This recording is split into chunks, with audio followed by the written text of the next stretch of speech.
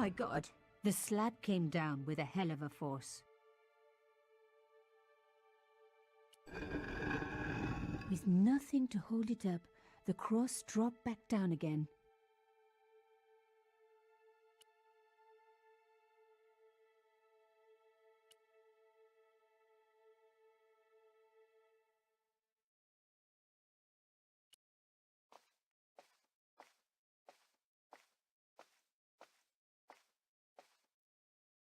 Ut lex vel ut next sumito.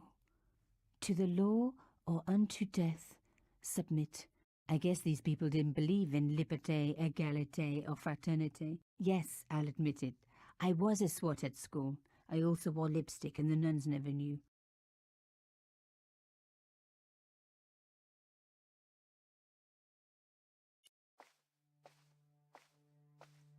The panel wouldn't move.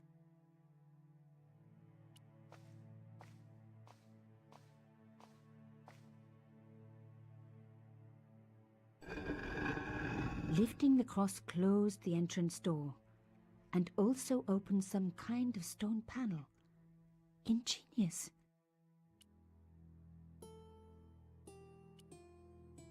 This wouldn't hold the cross up. But I was on the right track. I needed to use something sturdier.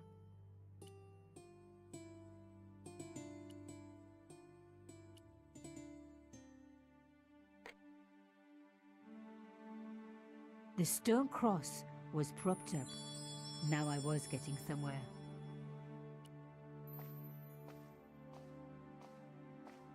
I touched the slot. Nothing bad happened, which was good. I've always been attached to my fingers. This slot was designed for something specific. But what?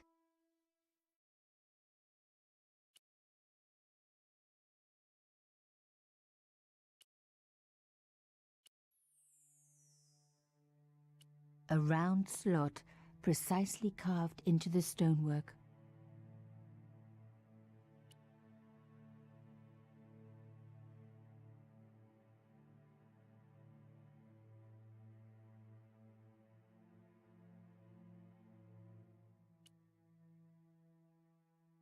I touched the slot, which was good. This slot was designed for something specific. But what?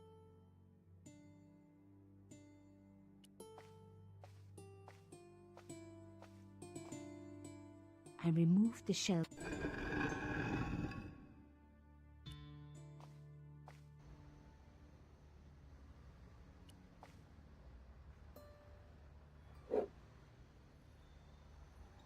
I removed the stone.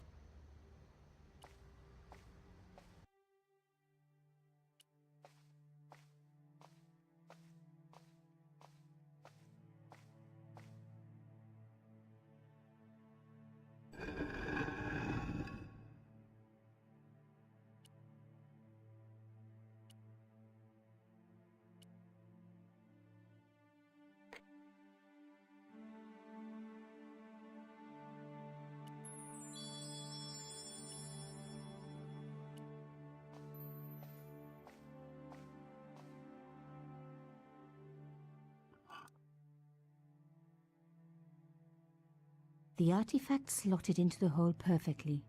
Behind the old walls, I could hear some kind of mechanism groaning into life, but whatever had been triggered had now jammed.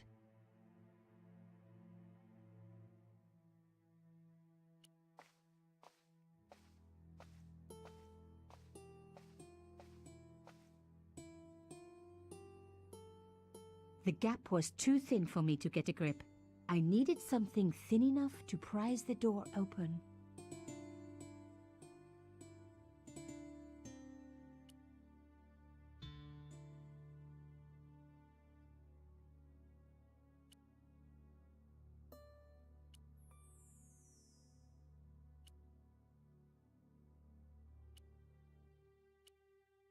I was going to need something a lot stronger than a hair clip to free the door.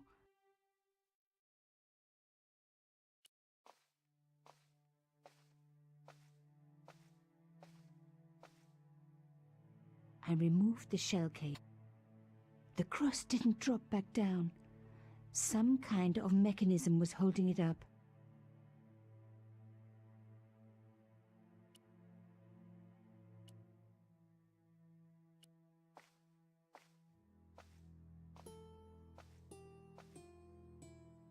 The gap was too narrow. I needed something flatter to work into it.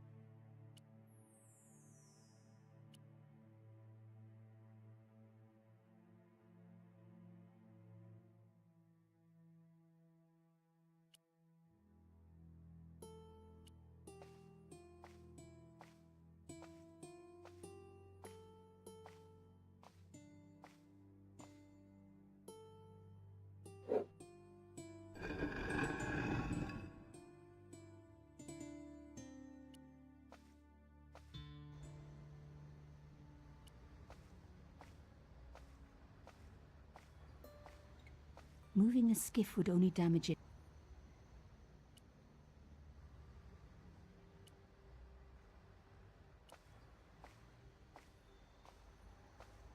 I really didn't want to.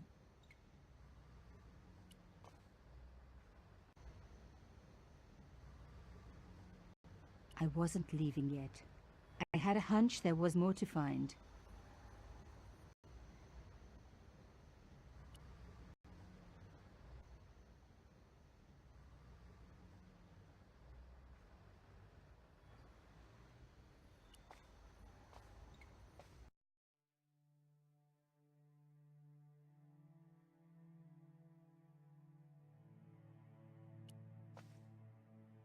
Ut lex ve.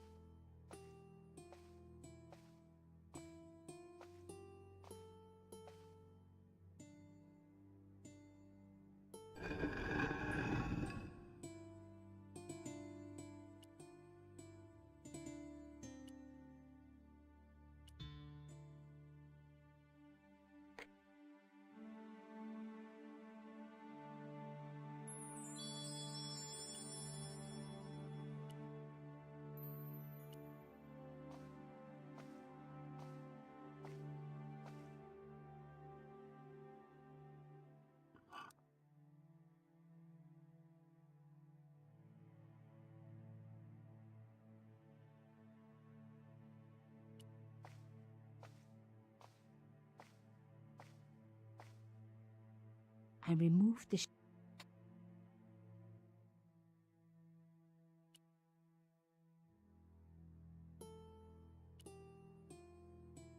no. No. No. No. No.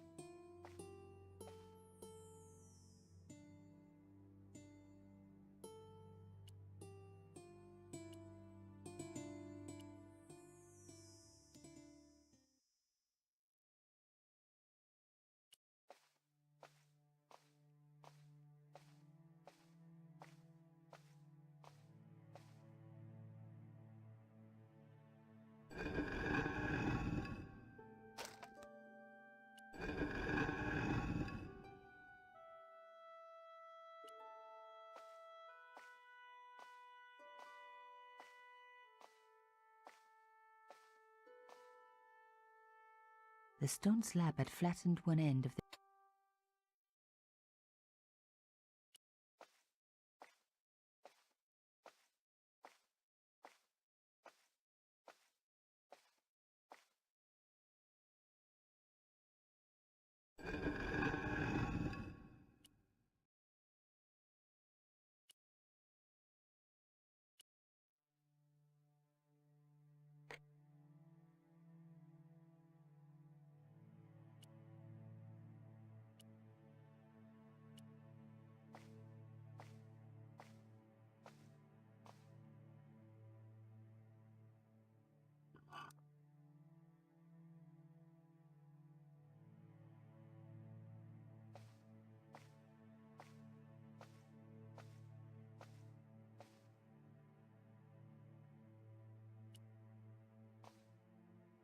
I removed the shell case.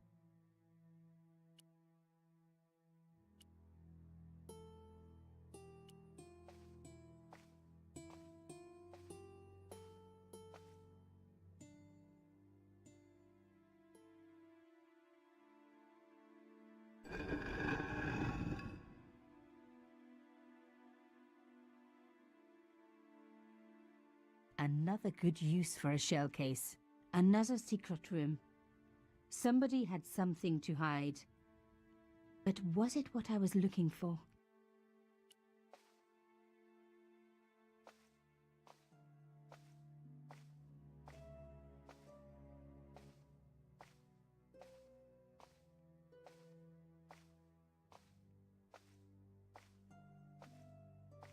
Wow! Through the darkness, I could see that this was a stateroom.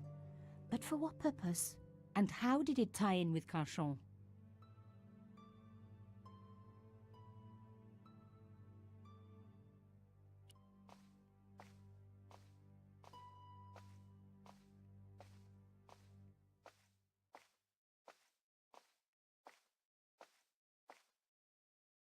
Amazing! The thing still worked. The room lit up bright as day.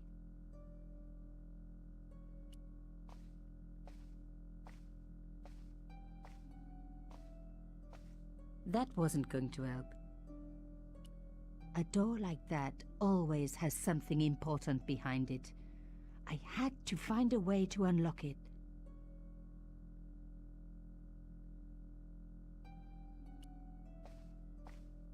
I wasn't going to find anything in this old desk. It hadn't been...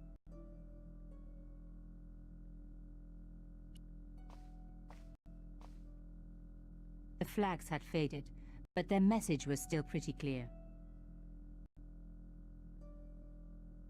Fascist regalia, a message of hate.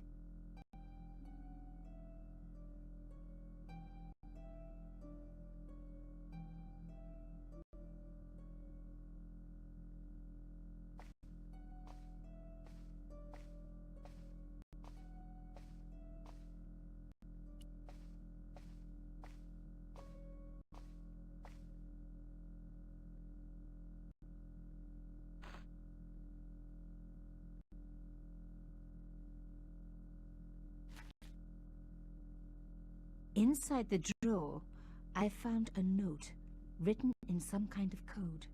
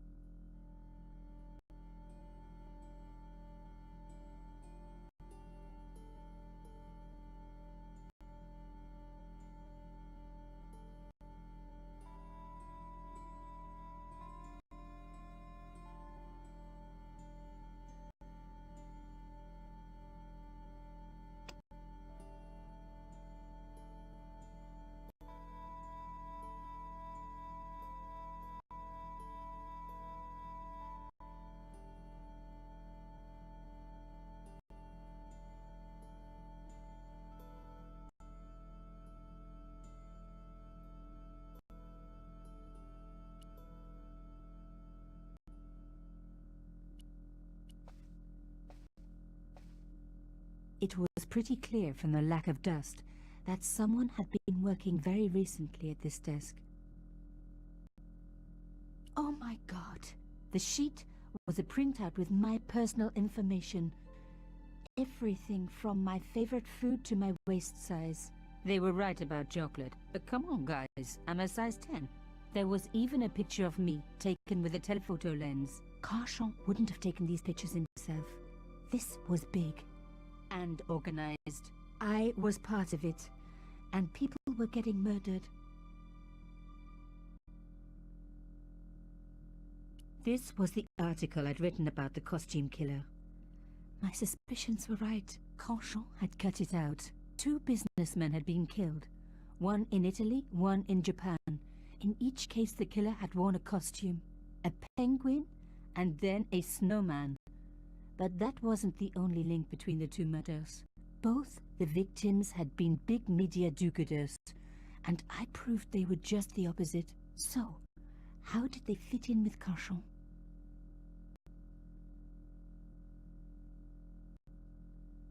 The dregs at the bottom of the mug hadn't dried out or gone moldy. It wasn't more than a day old.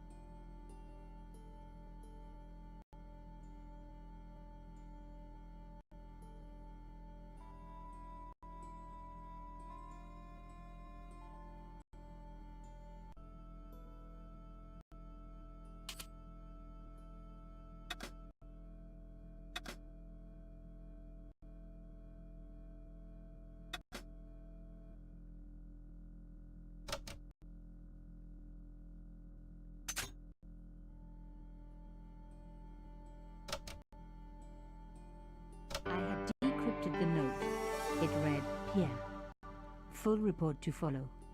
But this is too urgent to wait. Arno and Yamada both dead. This is not a coincidence. Indeed, it seems that all of us who came together in July are in danger. Take great care. X.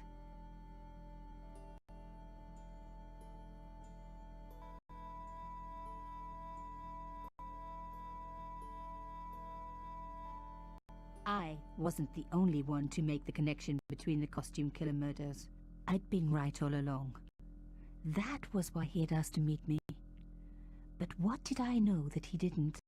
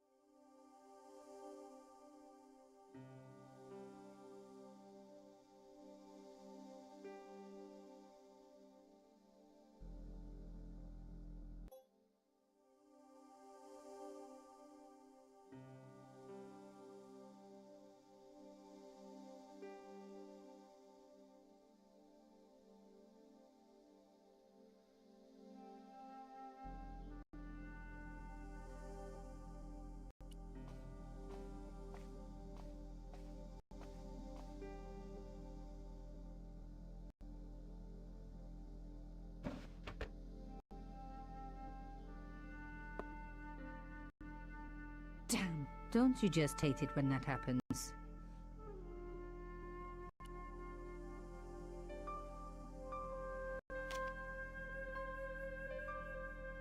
A photo, long lost, had fallen down the back of the drawer. It was very old, but there was no mistaking the guy in the foreground. Carchon. Behind him were soldiers, a burning village and a corpse. The photograph was cropped on the right-hand side. Somebody else in the picture obviously didn't want to be in it anymore. I wasn't surprised. This was Africa in the 60s. An uprising was being brutally suppressed. And here was Mr. Media himself, Carchon, doing the suppressing. The photograph was not just powerful evidence. It was also my ticket to one explosive story. I had enough for a story. An amazing story that was going to make my reputation and blow Carchon's to pieces. I needed to get home fast and start typing.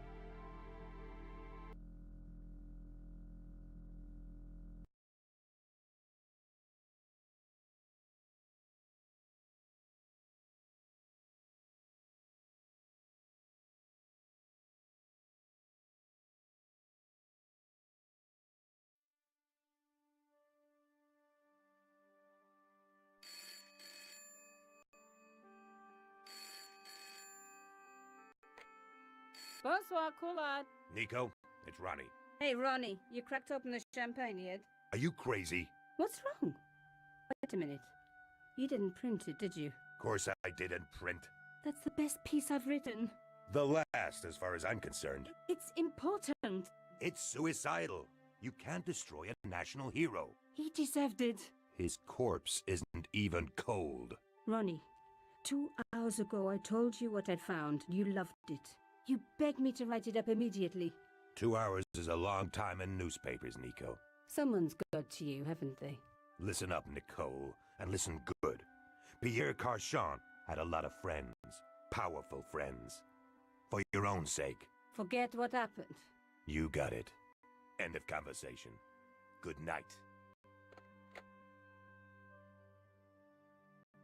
This should have been my big break, but I knew there was nowhere else to sell the story. If Ronnie wouldn't print it, nobody would.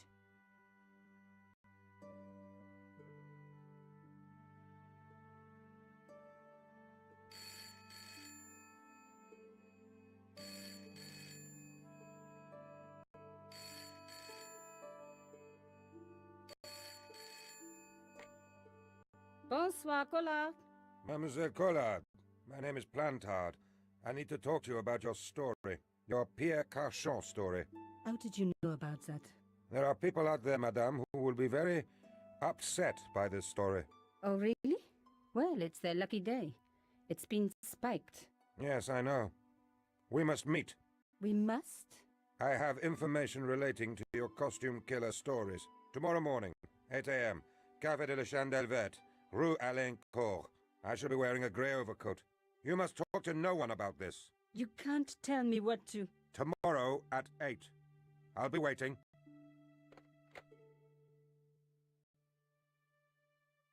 People complain about newspaper articles all the time, but not usually before they're printed.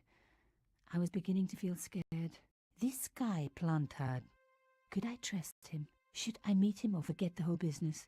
I didn't have an answer.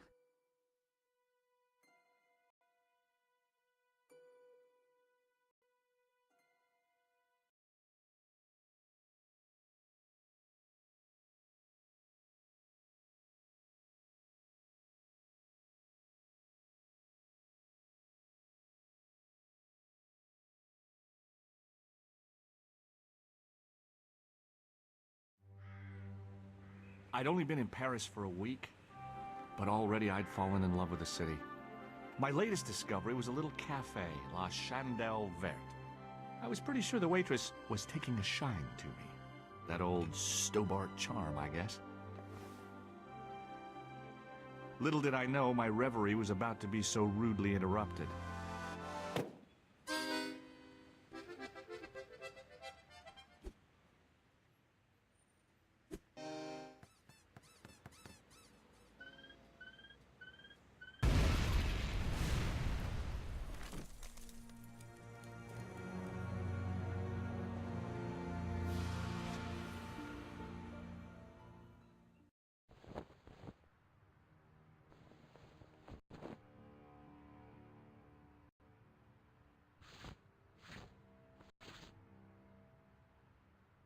As I picked myself up, I was really angry. One minute I'm on vacation, the next minute some clown's blown me up. I knew right away what I was gonna do. I was gonna find that clown and bring him to justice. Because justice matters. Justice is up there with liberty, and equality, and, fraternity. After all, that's why I'd studied law, wasn't it? Well, that and the money, of course.